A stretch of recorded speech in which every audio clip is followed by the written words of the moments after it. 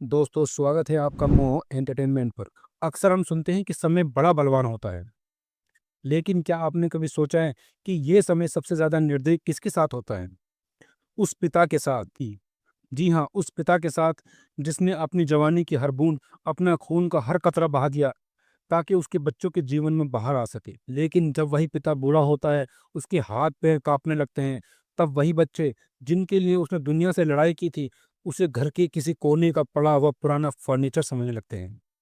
आज हम मुंशी प्रेमचंद जी के साहित्य के खजाने से एक ऐसा अनमोल रत्न निकाल कर लाए हैं जो कहानी नहीं है, बल्कि हर उस घर की हकीकत है जहाँ एक पिता के स्वाभिमान और बेटों का अहंकार टकराता है।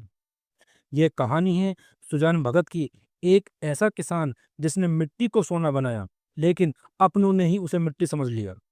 क्या एक बूढ़ा पिता अपना खोया हुआ सम्मान वापस पा सकेगा या घुट घुट कर दम तोड़ देगा? इस सफर में हमारे साथ अंत तक बने रहिए, क्योंकि यह कहानी आपकी आंखों में आंसू भी लाएगी और आपके सोए हुए जज्बात को भी जगाएगी। अगर आप अपने माता पिता से सच्चा प्यार करते हैं तो अभी इस वीडियो को लाइक कर दे और सब्सक्राइब का बटन दबाकर हमारे परिवार का हिस्सा बने। तो चलिए पन्ने पलटते हैं उस जीवन के जिसका नाम है सुजान भगत। कहते हैं सीधे साधे किसान के हाथ में जब धन आता है तो वो शहर के अमीरों की तरह भोग विलास या अय्याशी की तरफ नहीं भागता। किसान का दिल तो मिट्टी से जुड़ा होता है। उसके पास जब लक्ष्मी आती है तो वो धर्म और कीर्ति की ओर झुक जाता है। उसे लगता है सब कुछ ऊपर वाले का दिया हुआ है, उसी के नाम पर लुटाना चाहिए। सुजान महतो के साथ भी यही हुआ। ये बात उन दिनों की है जब सुजान के घर के सितारे बुलंदियों पर थे। गाँव के खेतों में मेहनत तो सब करते थे। गाँव के बाकी किसान भी पसीना बहाते थे, लेकिन सुजान के माथे की लकीरों में विधाता ने कुछ और ही लिख दिया था। उसके खेत जैसे सोना उगलते थे। जहाँ दूसरों की फसलें सूखे और बाढ़ में बर्बाद हो जाती थीं, सुजान अगर बंजर जमीन में मुट्ठी भर बीज भी फेंक देता, तो वहां से भी दाने निकल आते थे। पिछले 3 साल से, लगातार 3 साल से उसके खेतों में गन्ने की ऐसी फसल खड़ी हो रही थी, जिसे देखकर राह चलते लोग भी रुक जाते और कहते, भाई इसे कहते हैं किस्मत। उधर बाजार में गुड़ का भाव 7वें आसमान पर था। सुजान महतो के हाथ में जब 2-2.5 हजार रुपए एक साथ आए, तो उसका मन डोल गया, लेकिन पाप की तरफ नहीं, पुण्य की तरफ। सुजान सोचने लगे, ये दौलत मेरे किस काम की? शरीर का क्या भरोसा, आज है कल नहीं। इस माया को धर्म के काम में ही लगाना जीवन का सार है। एक बात आपको बता दूं, उस वक्त में 2-2.5 हजार रुपए आज के करोड़ों के बराबर थे। तो बस फिर क्या था, सुजान महतो ने घर का नक्शा ही बदल दिया। जहां पहले खेती के औजारों की खटपट होती थी, अब वहां साधु संतों के चिमटे बजने लगे। द्वार पर धूनी जलने लगी। गांव के जिस कोने में सुजान का घर था, वहां अब हर वक्त भजन कीर्तन की आवाजें आने लगी। कानून गो साहब जब इलाके के दौरे पर आते, तो जमींदार की हवेली छोड़कर सुजान महतो की चौपाल में ठहरते। हल्के के थानेदार, हेड कांस्टेबल, शिक्षा विभाग के बड़े बड़े अफसर, एक न एक कोई बड़ा हाकिम सुजान की चौपाल की शोभा बढ़ाता रहता। सुजान का सीना गर्व से फूल जाता। वे मन ही मन सोचता, धन्य है भाग मेरे। जिन हाकिमों के सामने खड़ा होकर मेरी जुबान सूखती थी, जो मुझे ए सुजान कहकर बुलाते थे, आज वही अफसर कुर्सी पर बैठ कर कहते हैं, और मैं तो क्या हाल है। सुजान की विनम्रता का कोई ठिकाना ही ना था। घर में सेरो दूध होता, भैंसे और गाय बंधी थी, मगर सुजान के कंठ के नीचे दूध की एक बूंद भी जाने की कसम थी। वो सारा दूध, सारा घी या तो घर में आए हुए हाकिमों की सेवा में लगा था, या साधु महात्माओं के भंडारे में। सुजान का मानना था, अरे किसान को दूध घी से क्या मतलब? किसान का शरीर तो रूखी रोटी और साग से ही चलता है। ये अमृत तो देवता यानी अतिथियों के लिए है। गांव वाले हैरान थे। लोग अक्सर कहते थे कि पैसा आदमी का दिमाग खराब कर देता है, लेकिन सुजान तो जैसे जमीन में धंसते जा रहे हैं। सबके सामने सर झुकाए रहते हैं। उन्हें हर पल यही डर सताता है कि कहीं लोग ये ना कह दें कि 4 पैसे पाकर सुजान तो घमंड में आ गया। उस जमाने में गांव में पानी की बड़ी किल्लत थी। कुल 3 कुएं थे। खेतों तक पानी पहुंचाने एक जंग लड़ने जैसा था। सुजान ने अपनी गाड़ी कमाई से गांव में एक पक्का कुआं बनवा दिया, और सिर्फ कुआं ही नहीं खुदवाया, उसका विवाह भी रचाया। जी हाँ, कुएं का विवाह। यज्ञ हुआ, हजारों लोगों का ब्रह्मोज हुआ।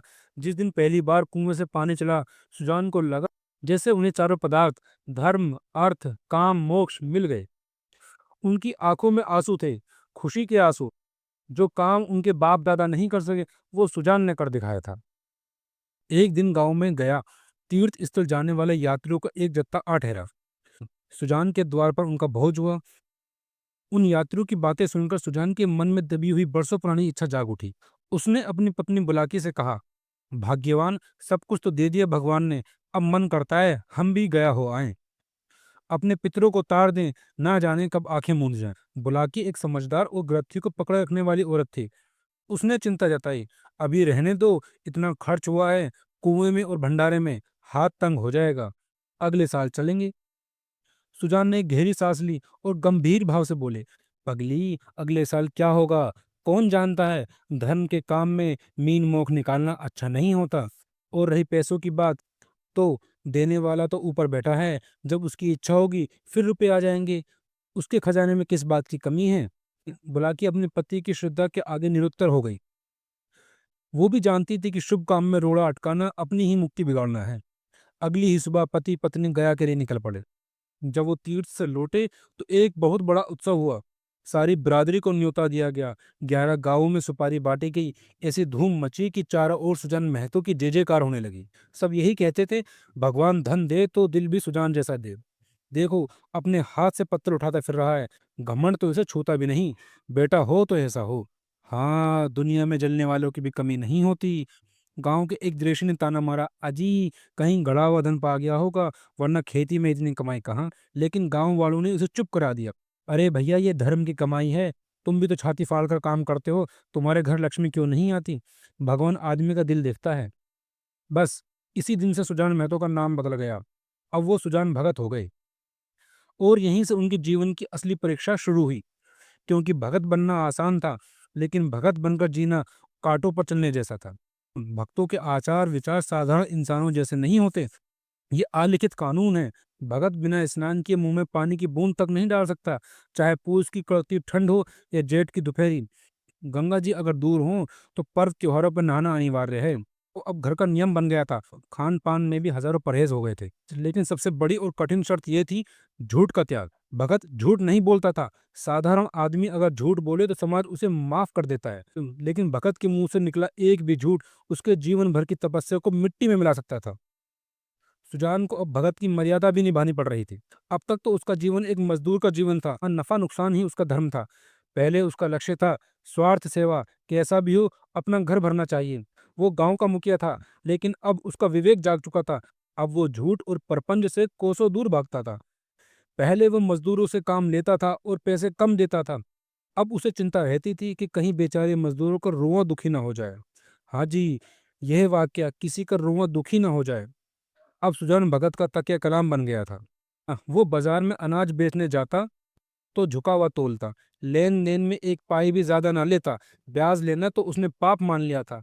और यहीं से उसके परिवार के बीच में खाई खगनी शुरू हो गई। सच्चाई का रास्ता दुनियादारी के रास्ते से बिल्कुल अलग होता है। और सुजान के बेटे भोला और शंकर दुनियादारी के पक्के खिलाड़ी थे। सुजान के दोनों जवान बेटे भोला और शंकर अब पिता को अजीब नजर से देखने लगे थे। तो वो बात बात पर उन पर फप्तियां कसते। यहाँ तक कि उनकी पत्नी बुलाकी, जो कभी उनकी परछाई थी, अब उन्हें कोरा भगत समझने लगी थी। घर वालों को लगता था अब इन्हें बुरे भले का कोई मतलब नहीं, ये तो साधु हो गए हैं। धीरे धीरे बहुत ही खामोशी से सुजान के हाथों से अधिकार छिनने लगे। किस खेत में क्या बोना है, कौन सा अनाज बेचना है, किसको उधार देना है, ये महत्वपूर्ण बातों में अब भगत जी की सलाह भी नहीं ली जाती थी। भगत के पास अब कोई आता ही नहीं था। उसमें दोनों लड़के उसमें बुलाकी ही दूर से मामला तय कर लिया करते थे। गांव भर में सुजान का सम्मान बढ़ रहा था। लोग उन्हें देवता मान रहे थे, लेकिन अपने ही घर में अपनी ही चार दीवारी के भीतर उनका सम्मान घट रहा था। लड़के उनके सत्कार तो बहुत करते थे। अगर सुजान चरपाई उठाते तो भोला दौड़कर आता, रहने दो दादा, हम उठा लेंगे। अगर सुजान चिलम भरते तो शंकर लपक लेता, लाओ दादा मैं भर दूं। यह सब देखकर किसी बाहरी आदमी को लगता, वाह, कितने श्रवण कुमार जैसे बेटे हैं। लेकिन सुजान जानते थे कि यह सेवा नहीं है, ये उन्हें अपाहिज बनाने की साजिश है। अधिकार उनके हाथ में नहीं था। अब वो घर के स्वामी नहीं थे, मंदिर के देवता थे, जिन्हें भोग तो लगता था पर कोई उनकी सुनता नहीं था। तनाव घर में घुल चुका था। बस एक चिंगारी की जरूरत थी। और वो चिंगारी सुलगी एक दोपहर को। बुलाकी आंगन में बैठी ओखली में दाल छाट रही थी। सुजान बरामदे में लेटे हुए थे। तभी एक भिकमंगा द्वार पर आकर अपनी खंसरी बजाने लगा और ऊंची आवाज में भजन गाने लगा। बुलाकी ने सोचा, दाल छाट लूं तो उसे कुछ दे दूंगी, पर लेकिन भिक्षुक का स्वर ऊंचा होता गया। इतने में बड़ा लड़का भोला खेत से काम करके आया। पसीने से लथपथ। उसे भिक्षुक का वो शोर चुभ गया। वो अपनी माँ पर झुंझलाकर बोला, माँ, यहाँ महात्मा द्वार पर खड़े होकर कब से गला फाड़ रहे हैं, कुछ दे क्यों नहीं देती, नहीं तो इनका आज रुआं दुखी हो जाएगा। भोला ने ये बात पिता पर व्यंग करते हुए कही। बुलाकी ने भी उसी के स्वर में मिलाकर कहा, भगत के पाँव में क्या मेहंदी लगी है, क्यों कुछ ले जाकर नहीं दे देते, मेरे के 4 हाथ हैं, दिन भर तो तांता लगा रहता है। भोला फिर बोला, अरे ये तो घर चौपट करने पे तुले हुए हैं, अभी महंगू आया था लगान देने, हिसाब से 7 मन अनाज हुआ, मैंने तोला तो पौने 7 मन ही निकला। मैंने कहा 10 शेर और ला, तो भगत वहीं बैठे बैठे कहते हैं, अब इतनी दूर कहाँ जाएगा, भरपाई लिख दे, नहीं तो इनका रुआं दुखी हो जाएगा। बुलाकी ने समर्थन करते हुए कहा, हाँ मैं जानती कि इनका ये हाल होगा तो गुरु मंत्र लेने न देती। भगत क्या हुए, दीन दुनिया दोनों से गए। सुजान भगत ये सब बातें सुन रहे थे। एक एक शब्द तीर की तरह उनके दिल में चुभ रहा था। सुजान का धैर्य टूटा, वो खुद उठे और अंदर गए। उनकी आवाज में कंपन था, गुस्से का नहीं, पीड़ा का। सुजान बोले, तुम लोगों को सुनाई नहीं देता, द्वार पर कौन घंटे भर से खड़ा भीख मांग रहा है, अपना काम तो दिन भर करना है, एक पल भगवान का काम भी तो कर लिया करो। बुलाकी तपाक से बोली, तुम तो भगवान का काम करने बैठे ही हो, क्या घर पर भगवान का ही काम करेगा, पेट के लिए भी तो कुछ करना पड़ेगा। सुजान, कहाँ रखा है आटा, लाओ मैं ही निकाल कर दे देता हूँ, तुम रानी बनकर बैठो। बुलाकी का जवाब तीखा था, मैंने मर मर कर पीसा है, अनाज दे दो, ऐसे मुफ्तखोरों के लिए मैं पहर रात से उठकर चक्की नहीं चलाती। सुजान चुपचाप भंडार में गए। उनका स्वाभिमान उन्हें अंदर से कचोट रहा था। उन्होंने जो कि एक छोटी सी जबड़ी उठाई, जो कि शेर भर से कम ही था। सुजान ने जानबूझकर कम ही अनाज लिया था, ये दिखाने के लिए कि वो घर नहीं लुटा रहे। वह जल्दी से बाहर निकल जाना चाहते थे ताकि कोई देख न ले, लेकिन जैसे ही वो बाहर निकले, भोला ने उन्हें देख लिया। भोला ने झपट्टा मारा और पिता के हाथ से छबड़ी छीन ली। छबड़ी जमीन पर गिरी और जौ के दाने आंगन में बिखर गई। भोला की आंखें गुस्से से लाल थी। उसने पिता का लिहाज भी नहीं किया। वे बोला, सैंत का माल नहीं है जो लुटाने चले, हम छाती फाड़ कर काम करते हैं, तब दाना घर में आता है। सुजान खिसिया गए। एक पल के लिए उन्हें लगा जैसे धरती फट जाए और वो उसमें समा जाए। उन्होंने दबी आवाज में कहा, मैं भी तो बैठा नहीं रहता। भोला ने ताना मारा, भीख भीख की तरह दी जाती है, लुटाई नहीं जाती। हम एक समय खाकर दिन काटते हैं और तुम्हें लुटाने की सूझी है। सुजान के पास इसका कोई जवाब न था। वो बाहर गए और भिक्षुक से बस इतना ही कह सके, बाबा इस समय जाओ, किसी का हाथ खाली नहीं है। भिक्षुक चला गया, लेकिन सुजान वहीं पेड़ के नीचे बैठ गए, शून्य में घूरते रहे। तो अपने ही घर में उनका यह अनादर, क्या ये वही घर था जिसकी एक एक ईंट उन्होंने अपनी मेहनत से रखी थी। वे आज उसी के बेटे ने उनके हाथ से अनाज छीन लिया। सुजान के मन में एक ही विचार गूंज रहा था, सुजान ऐसे घर में नहीं रह सकता जहां उसका मान नहीं, वहां उसका प्राण नहीं। सूरज ढल चुका था, लेकिन सुजान के दिल में आग अब भी धधक रही थी। भोला का छोटा भाई शंकर नारियल भरकर लाया। सुजान ने हुक्का नहीं पिया, नारियल दीवार से लटका दिया। थोड़ी देर बाद भोला ने बाहर आकर चरपाई डाल ली, लेकिन सुजान पेड़ के नीचे से नहीं उठे। अंदर से बर्तनों की खनक आ रही थी। भोजन तैयार था। भोला बुलाने आया, दादा खाना खा लो। सुजान ने करवट भी नहीं बदली, बस इतना कहा, भूख नहीं है। भोला चला गया। उसे लगा बुढ़ा नाराज है, मना लेंगे। लेकिन जब बहुत देर हो गई, सुजान की पत्नी बुलाकी बाहर आई थी। वही बुलाकी जो कभी सुजान के इशारे पर दौड़ती थी, आज उसे मनाने आई, पर तानों के साथ। बुलाकी बोली, खाना क्यों नहीं खा लेते, जी तो अच्छा है। सुजान का सब्र का बांध टूट गया। उन्हें सबसे ज्यादा क्रोध तो बुलाकी पर ही था। सुजान कड़वाहट से, जी तो अच्छा है पर खाना ना खाऊंगा, भोला ने मेरे हाथ से अनाज छीन लिया और तुम खड़ी तमाशा देखती रही। बुलाकी ने सफाई दी, अरे लड़कों को नहीं मालूम कि तुमने कितनी मेहनत से गृहस्थी जोड़ी है, पर मैं तो जानती हूँ, अब लड़के बड़े हो गए हैं, उनका घर है। सुजान, तो अब मुझे इस घर से कोई मतलब नहीं। मैंने भादों की अंधेरी रातों की मड़ैया लगाकर ज्वार के रखवाली की, जेठ की दोपहरी में नंगे पाँव हर जोता, और आज मेरा इतना भी अधिकार नहीं कि एक भिखारी को मुट्ठी भर अनाज दे सकूं। बुला की लापरवाही से, तुम तो जरा सी बात पर तिनक जाते हो। भोला ने इतना ही तो कहा था कि इतनी भीख मत ले जाओ, मार तो नहीं डाला था। सुजान, हाँ मारना ही तो बाकी रह गया था। तुम तो खुश होती अगर वो 2-4 डंडे भी लगा देता। गालियां दोगे तो मैं भी कुछ कह बैठूंगी, सुनती थी, मर्द बड़े समझदार होते हैं, पर तुम तो सबसे न्यारे। अब हमारा तुम्हारा निभा इसी में है कि नाम के मालिक बने रहें और वही करें जो लड़कों को अच्छा लगे। सुजान की आंखों में अब एक अजीब सी चमक आ गई। उन्होंने पूछा, यानी जो कमाता है घर उसी का होता है। बुलाकी ने बेरुखी से फैसला सुना दिया, यही दुनिया का दस्तूर है, मैं बिना लड़कों से पूछे कोई काम नहीं करती। तुम क्यों अपनी मन की करते हो, आधी रोटी खाओ, भगवान का भजन करो और पड़े रहो। सुजान ने कांपते हुए होठों से पूछा, तो अब मैं द्वार का कुत्ता हूँ? बुलाकी ने पलट कर कहा, बात जो थी मैंने कह दी, अब तुम जो चाहे समझो। और वो अंदर चली गई। सुजान फिर अकेले रह गए। बुलाकी की बातें सुजान के कानों में पिघले हुए शीशे की तरह उतर गई। जो कमाता है उसी का राज होता है। सुजान के सामने अब एक नई समस्या खड़ी थी। वो समझ गए थे कि उसके घर वाले जो उसकी सेवा करते हैं वो सम्मान नहीं बल्कि दया है। वे उन्हें मंदिर के देवता बनाकर रखना चाहते हैं ताकि वे घर के मामलों में दखल ना दें। लेकिन सुजान को दया नहीं चाहिए थी। सुजान को चाहिए था तो अपना अधिकार। वो घर में परिजीवी बनकर नहीं रह सकते थे। जिस घर को उन्होंने अपने खून से सींचा था उस घर में वो द्वार का कुत्ता बनकर रोटी के टुकड़ों पर नहीं पड़ सकते थे। अचानक सुजान उठ खड़े हुए। रात के 2 बज रहे होंगे। पूरा गांव सो रहा था। सन्नाटा इतना गहरा कि झिंगुर की आवाजें भी शोर लग रही थी। लेकिन सुजान के रगों में आज वही पुराना खून दौड़ रहा था। उन्होंने अपना गंडासा यानी चारा काटने का हथियार उठाया और बैलों की नांद की ओर चल पड़े। उस रात सुजान ने वो किया जो उन्होंने अपनी जवानी में भी शायद किया हो। गंडासा चलाने लगे। Cutter cutter cutter. सारा गांव सोता रहा पर सुजान जागते रहे। भोला और शंकर दिन भर काम करके थके सो गए थे। उनके लिए काम मजबूरी था लेकिन सुजान के लिए आज काम इबादत था, तपस्या था। सुजान के हाथ मशीन की तरह चल रहे थे। चारा कटता जा रहा था। कभी सुजान का दम फूलता, कभी कमर में दर्द की टीस उठती।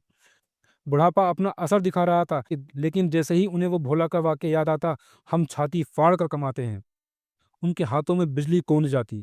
1 घंटा, 2 घंटा, 3 घंटा सुजान रुके नहीं। पसीना उनकी आंखों में जा रहा था। शरीर चीख रहा था लेकिन स्वाभिमान की आग दर्द से कहीं ज्यादा बड़ी थी। सुबह होने तक सुजान के सामने कटे हुए चारों का एक पहाड़ खड़ा हो गया था। टुकड़े इतने महीन और सुडौल थे मानो किसी सांचे में ढाले गए हों। यह सिर्फ चारा नहीं था, यह सुजान का जवाब था। मुंह अंधेरी बुलाकी उठी। उसकी नजर जैसी आंगन में पड़ी वो ठिठक गई। सामने कटे हुए चारे का एक विशाल ढेर लगा था। उसने सोचा, अरे भोला, रात भर आज चारा ही काटते रह गया क्या? वाह रे ममतन! वो ममता से भर गई। दौड़कर भोला के पास गई जो अभी सो रहा था। बुलाकी बोली, बेटा भोला, कितना कहा कि जी से जहान है, पर मानता ही नहीं। रात भर सोया नहीं पड़ा और अब पड़ा सो रहा है। भोला हड़बड़ाकर उठा और आंखें मलता हुआ बाहर आया। ढेर को देखकर उसकी भी आंखें फटी की फटी रह गईं। भोला, क्या शंकर आज रात को उठाता अम्मा? बुलाकी, अरे वो तो घोड़े बेचकर सो रहा है। मैंने समझा तूने काटी है। भोला हैरानी से, मैं तो सवेरे उठ ही नहीं पाता। रात को मुझसे जागा ही नहीं जाता। तभी उनकी नजर कोने में पड़े गंडासे और पास ही बैठे सुजान पर पड़ी। सुजान शांत बैठे थे जैसे कुछ हुआ ही ना हो। भोला समझ गया ये काम दादा का है। बुलाकी धीरे से, तो क्या तुम्हारे दादा ने काटी? बोला, हाँ मालूम तो होता है रात भर सोए नहीं। भोला को अब एक अजीब सा डर लगा। उसने कहा, अम्मा दादा जान देने पे उतारू हो गए हैं। कर मुझसे बड़ी भूल हो गई। बुलाकी बोली, क्रोधी तो सदा के हैं, अब किसी की सुनेंगे थोड़ी ही। जाओ शंकर को जगा दो। मैं जल्दी से मुंह हाथ धोकर हल ले आऊं, कहीं दादा फिर से खेत पे न चले जाएं। लेकिन भोला को डरने की जरूरत नहीं थी क्योंकि डरने का वक्त तो अब शुरू हुआ था। भोला ने सोचा, रात भर काम कर कर दादा थक कर सो गए होंगे। जब वो बेलों को लेकर खेत में पहुंचा तो उसकी आंखें फटी की फटी रह गईं। सुजान भगत, वही बूढ़े सुजान जिन्हें वो रिटायर्ड समझता था, वो कब के खेत में पहुंच चुके थे। सिर्फ पहुंचे नहीं थे बल्कि खेत में जाकर हल जोत कर आधा खेत काला कर दिया था। सुजान के हाथ मशीन की तरह चल रहे थे। बैलों की रस्सियां उनके हाथों में थी। भोला ने चुपचाप अपना हल दूसरे कोने में लगाया। उसे पिता से आंख मिलाने की हिम्मत नहीं हुई। बाप बेटे में होड़ लगी। लेकिन कहाँ वो जवान खून भोला, कहाँ वो 70 साल का बूढ़ा सुजान। हैरान की बात यह थी कि आज बूढ़ा जवान पर भारी पड़ रहा था। सूरज सिर पर आ गया। धूप तीखी हो गई। गांव के बाकी किसानों ने अपने हल खोल दिए। भोला थककर चूर हो गया था। उसका दम फूल रहा था। बार बार उसकी नजर पिता पर जाती कि शायद अब दादा रुकेंगे। लेकिन सुजान तो जैसे मिट्टी के बने ही नहीं थे। उनके अंदर स्वाभिमान की आग जल रही थी। भोला की हिम्मत जवाब दे गई। उसने डरते डरते आवाज लगाई, दादा, अब तो दोपहर हो गई, हल खोल दें, बैल भी थक गए होंगे। सुजान ने पीछे मुड़कर नहीं देखा, बस चलते चलते कहा, हाँ तू खोल दे, तू बेलों को लेकर घर जा, मैं अभी दूर खेत की माड़ को फेंक कर आता हूँ। भोला बोला, दादा मैं शाम को कर लूंगा। सुजान कठोरता से, तुम क्या करोगे? देखते नहीं खेत कटोरी की तरह गहरा हो गया है। तुम लोगों ने तो खेत का सत्यानाश कर दिया, जाओ तुम। भोला बेलों को लेकर शर्मिंदा सा घर चला गया। लेकिन सुजान सुजान वहीं डटे रहे। उन्होंने फावड़ा उठाया और मिट्टी फेंकने लगे। आधा घंटा, 1 घंटा। जब वो घर लौटे तो चेहरे पे थकान नहीं बल्कि एक विजेता की चमक थी। उस दिन के बाद सुजान ने पीछे मुड़कर नहीं देखा। उस साल सुजान ऐसी जी तोड़ मेहनत की, गांव वाले दांतों तले उंगली दबाने लगे। कुछ लोग ताने भी मारते थे, बड़ा भगत बनता था, अब सारी भक्ति निकल गई, माया में फंस गया बुढ़ा। लेकिन सुजान को इन बातों से कोई फ़र्क नहीं पड़ता था। उनका लक्ष्य साफ था, अपना अधिकार वापस लेना। और फिर आया चैत का महीना, फसल कटकर खलिहानी में आ गई। सुजान की मेहनत रंग लाई। जिस खेत से मुश्किल से 5 मन अनाज होता था, आज इस बार 10 मन सोना पैदा हुआ। खलिहानों में अनाज के बड़े-बड़े ढेर लगे थे। सुजान भगत उस ढेर के पास बैठे थे। आज उनकी हैसियत द्वार के कुत्ते की नहीं थी, बल्कि खलिहान के राजा की थी। भोला और शंकर चुपचाप सिर झुकाए हुक्म का इंतजार कर रहे थे। और किस्मत का पहिया देखिए, वही भिखारी, जी हाँ, वही भिखारी जो 8 महीने पहले सुजान के दरवाजे से खाली हाथ लौटा था, जिसके कारण सुजान का इतना अपमान हुआ था, आज वही आ पहुंचा। सुजान ने उसे देखा, उसकी आंखों में चमक आ गई। सुजान, क्यों बाबा, आज कहाँ कहाँ चक्कर लगा आए? भिक्षुक, वो भिखारी बोला, अभी तो कहीं नहीं गया भगत जी, सबसे पहले तुम्हारे ही पास आया हूँ। सुजान ने अनाज के ढेर विशाल की ओर इशारा किया और ऐसी बात कही जिससे वहां सब खड़े सन्न रह गए। सुजान, अच्छा, ये सामने ढेर लगा है, इसमें से जितना अनाज उठा सको ले जाओ। भिक्षुक अवाक रह गया। उसने भोला की तरफ देखा। उसे याद था कि पिछली बार इसी बेटे ने उसके हाथ से अनाज छीना था। उसने डरते हुए कहा, जितना आप दे दोगे उतना ही लूंगा। सुजान ने गरजते हुए कहा, नहीं, भीख मांगने निकले हो तो लजाते क्यों हो? उठाओ जितना उठा सको। भिक्षुक ने अपनी चादर फैलाई, थोड़ा सा, करीब 10 सेर अनाज भरा। वो फिर भोला की तरफ कनखियों से देखने लगा। उसकी आंखों में डर था, कहीं फिर से ये छीन न ले। सुजान ने उसकी नजरों का पीछा किया और समझ गए। सुजान बोले, उसकी भोला की ओर क्या देखते हो बाबा, मैं जो कहता हूँ करो, ये मेरा हुक्म है। भिक्षुक ने हिम्मत करके 5 सेर और भरा। सुजान हंस पड़े, अरे इतना तो बच्चा भी उठा ले जाएगा, और भर। भिक्षुक की हिम्मत जवाब दे गई। उन्होंने हाथ जोड़े, भगत जी अब और नहीं उठेगा। सुजान भगत अपनी जगह से उठे। उन्होंने भिक्षुक की चादर ली और उसमें अनाज भरना शुरू किया। 1 मन, सवा मन, नहीं, करीब करीब 40-50 किलो। गठरी इतनी भारी हो गई कि अब उसे हिलाना भी मुश्किल था। सुजान बोले, अच्छा बताओ, किस गांव में रहते हो? भिक्षुक, बड़े दूर है मालिक, अमोला गांव। सुजान, चलो आगे आगे चलो, मैं पहुंचा देता हूँ। यह कहकर 70 साल के बूढ़े ने जोर लगाया और जय बजरंग बली बोलकर गहरी गठरी अपने सर पर उठा ली। भोला, शंकर और गांव के बाकी लोग देखते रह गए। ये सिर्फ अनाज का बोझ नहीं था, ये सुजान के स्वाभिमान का बोझ था, जिसे उठाना किसी और के बस की बात नहीं थी। सुजान भगत गठरी लेकर तेज कदमों से चल पड़े। जाते जाते उन्होंने पलटकर भोला की ओर देखा। उस नजर में गुस्सा नहीं था, शिकायत नहीं थी, बस एक मौन संदेश था। बेटा, बाप बूढ़ा जरूर होता है लेकिन लाचार नहीं। ये घर मेरा था और मेरा ही रहेगा। भोला सिर झुकाए खड़ा था। उसे आज समझ आ गया था कि घर का असली मालिक कौन है। और दोस्तों, यहाँ मैं आपकी कन्फ्यूजन दूर कर दूं, बंगाल में किसी को भी दादा कहा जाता है। वो दादा मतलब दादा नहीं था, वो बाप को दादा कहते थे। तो दोस्तों, ये थी मुंशी प्रेमचंद की कहानी सुजान भगत। सुजान ने ये साबित कर दिया कि इंसान रिटायर्ड अपनी उम्र से नहीं, अपने हौसलों से होता है। जिस दिन उन्होंने काम छोड़ा, बेटों ने उन्हें नकार दिया। और जिस दिन उन्होंने फिर से पसीना बहाया, वही बेटे और वही समाज उनके कदमों में आ गया। इस कहानी से हमें 2 बड़ी सीख मिलती हैं। पहली, अपने माता-पिता का सम्मान उनके पैसों या ताकत के लिए मत करो, बल्कि उनके त्याग के लिए करो। और दूसरी, जीवन में कभी हार मत मानो। जब तक आपके हाथ-पैर चल रहे हैं, आपकी मेहनत ही आपकी सबसे बड़ी ताकत है। क्या आपकी आंखों में भी सुजान भगत के सम्मान के लिए आंसू आए? अगर हाँ, तो इस वीडियो को लाइक करो और कमेंट बॉक्स में लिखो, फादर इज रियल हीरो। और इस वीडियो को अपने परिवार के साथ ज़रूर शेयर करो। मोह एंटरटेनमेंट पर हम ऐसी ही कालजी कहानियाँ लाते रहेंगे। तो इस वीडियो को हाइप ज़रूर कर दो। और हाँ, अगर अभी तक आपने सब्सक्राइब नहीं किया है, तो इंतज़ार किस बात का? जुड़ जाइए हमारे परिवार से और अपने माता-पिता का ख्याल रखिए। आपका एक छोटा-सा क्लिक हमें और बेहतर करने की शक्ति देता है। जय हिंद, जय भारत।